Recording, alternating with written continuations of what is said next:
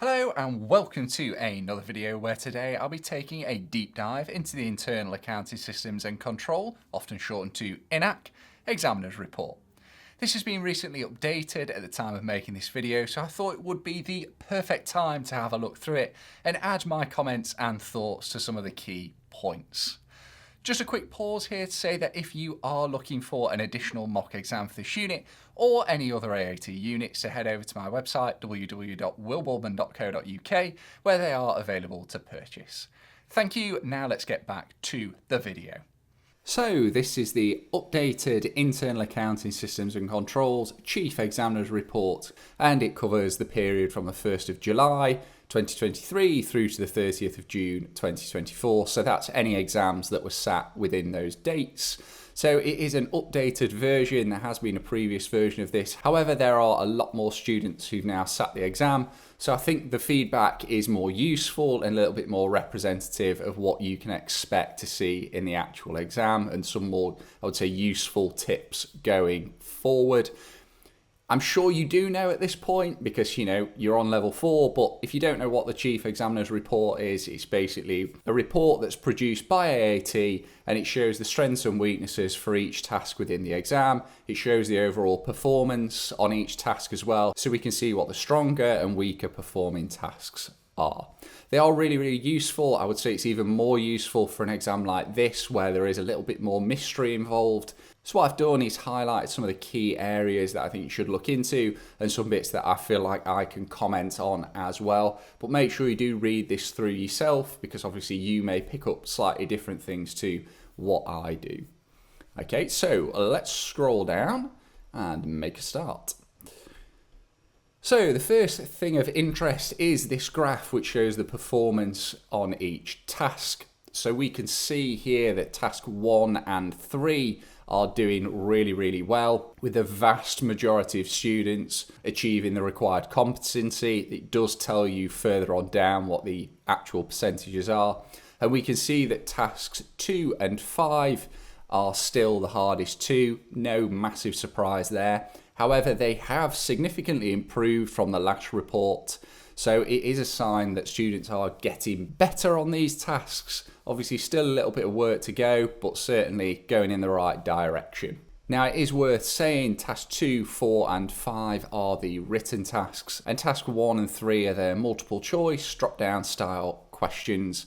So task 4 is performing really well and is partly written. So that is a really good sign that people are getting a hang of these written elements, particularly on this one where we're identifying weaknesses within an accounting system, but we'll come on to that shortly.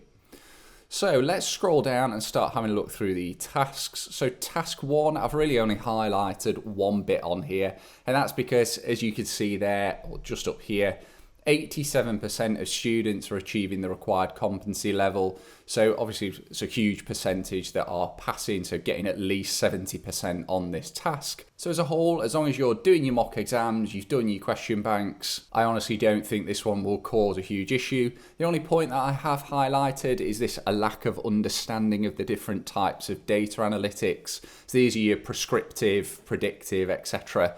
All I would say, that's probably that the descriptions or what's given in the exam require you to have a really good understanding of the differences between them, and they are only subtle differences. And it's something that if you've not looked over recently, it's well possible that you forgot. So all I would say is make sure you double check that leading up to the exam. Make sure you do have those differences between the different analytics locked down. And I can't imagine that's going to cause a huge problem. I think it is probably down to people just forgetting on the day because they've not seen it as something significant to remember for the actual exam. Okay, let's move down to task 2, which we know is the most problematic. However, it is improving. So task 2 is on fraud. So the entire task is about or linked to fraud, which is really important because it is something that is picked up, and we will talk about that people are identifying weaknesses, but equally they might not be fraudulent weaknesses, but I'll go into that in more detail shortly. So what we need to be able to do here is look through the scenario, so read through the scenario and identify possible scenarios which could give rise to a fraudulent situation or fraudulent risk. And then you will either have to identify those, explain why that could happen, and then possibly even give a recommendation as how to mitigate that going forward. So let's have a look at some of the bits that I've highlighted here. So the first bit here, it states, students struggle to identify the causes of weaknesses and whether a particular action constitutes fraud. And that links in with this first weakness here, where it says that not appreciating that not all weaknesses in a system will give rise to fraud.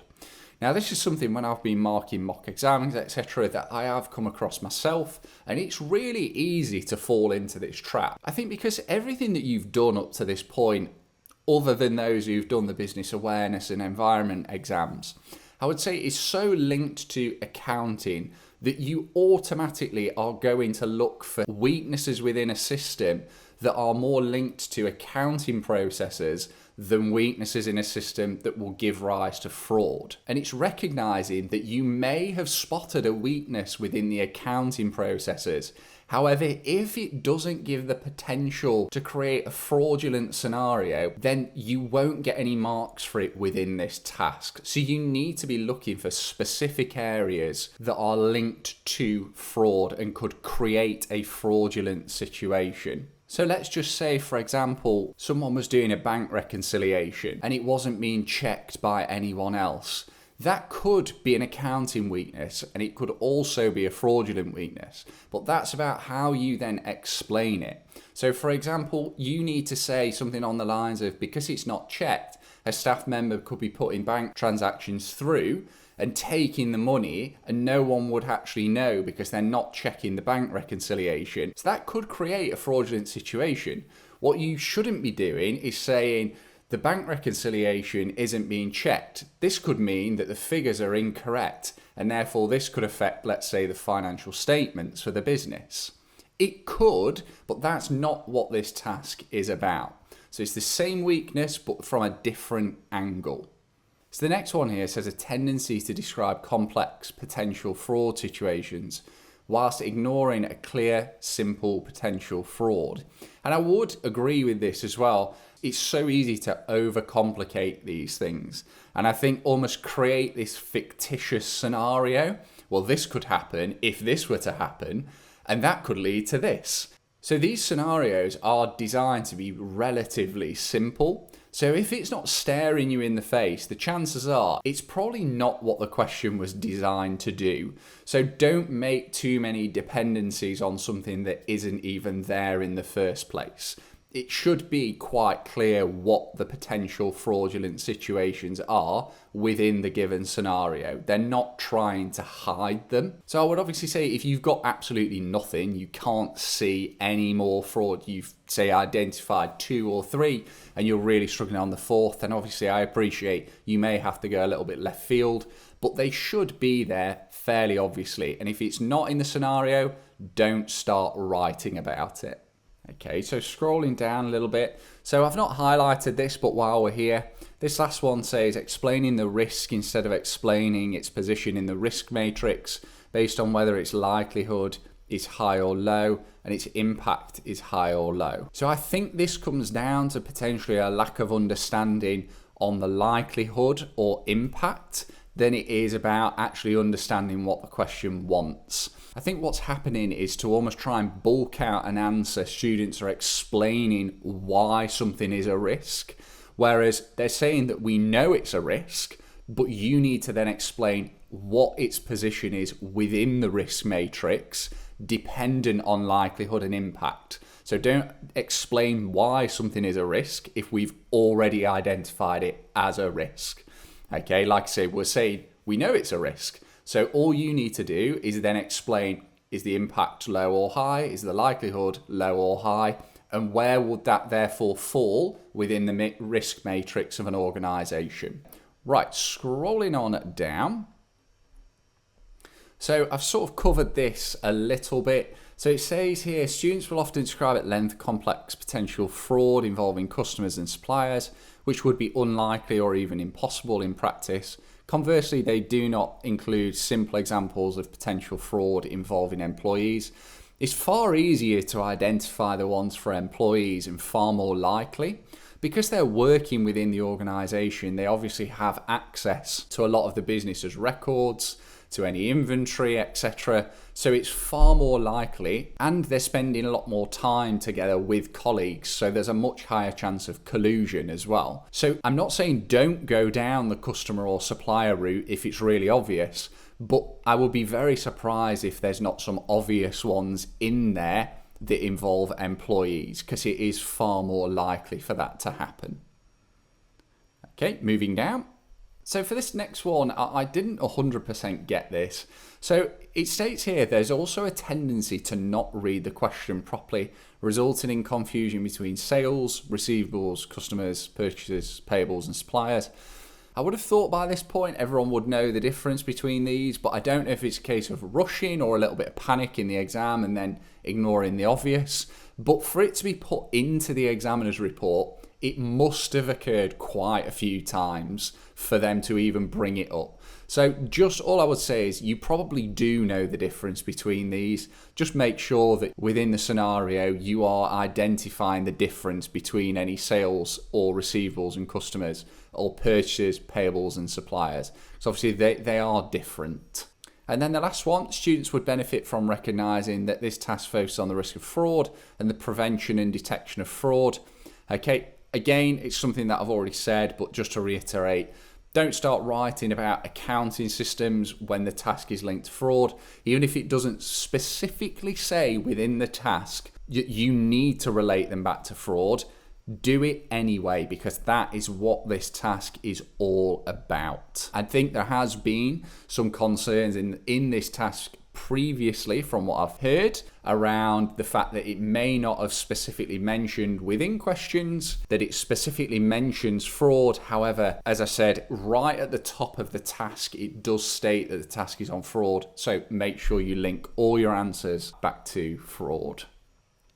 Okay, moving down to task 3. So task 3 is performing really, really well. 81% of students achieving the required competency. This is very, very similar to task 1. The only one that I have highlighted states misunderstanding the purpose of segregation of duties. Remember, the point of segregation of duties is to make sure that not one person is doing the entire process. Because if one person is doing the entire process, there is a much higher chance of risk to the organisation. It means no one is checking what that person is doing more than likely as well, because they're the one who's doing each stage of that process. So it's really important. Let's say that one person sets up suppliers on the system. That might then be a different person to who puts the invoices on, and that'll be a different person to who does the payments to suppliers, so actually physically pays the money over using backs. So it's splitting those tasks so that one person isn't doing from start to end of the process, which, like I say, then creates a higher risk for the organisation.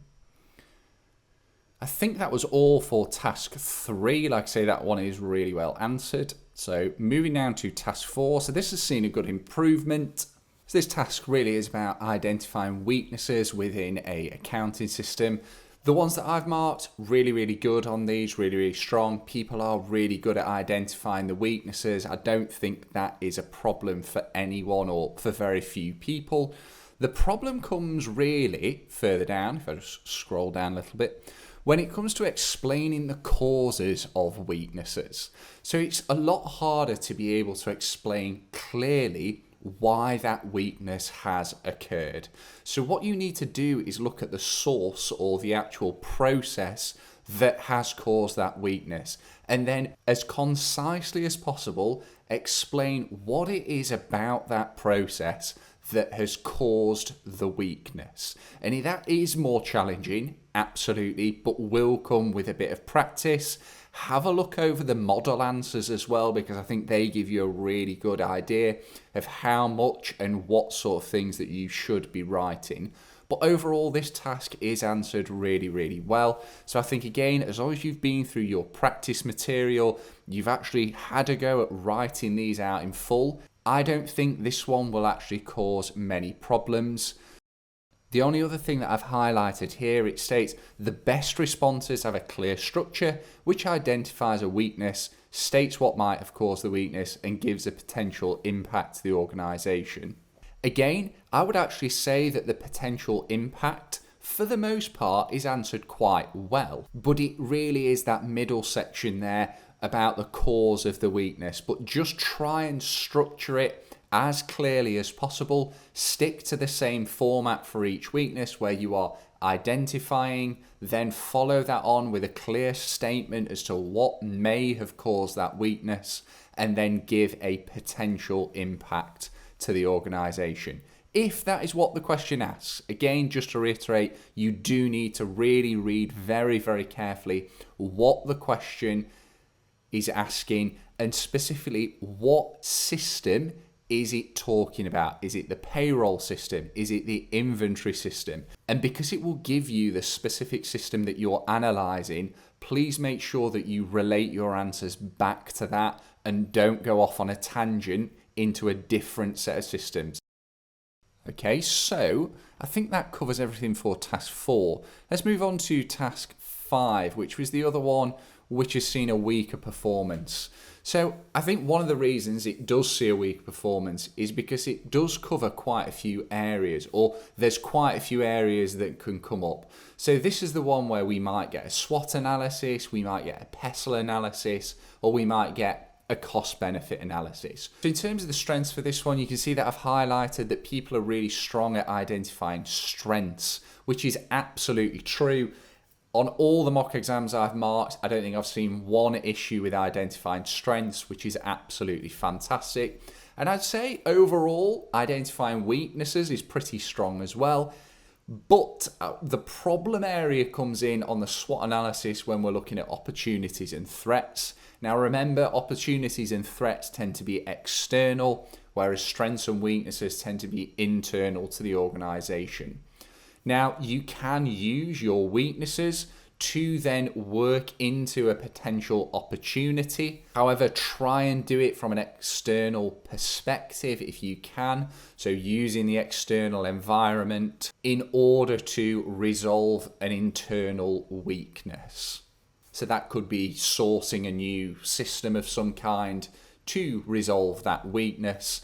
Threats definitely are the most challenging. Again, you need to think externally, so external markets, government changes, trade association changes, whether that be employment law or something like that as well. They would all be typical examples of threats. So again, just look through some example scenarios and some example answers as well, because that will really help you to see the sorts of answers that are being given.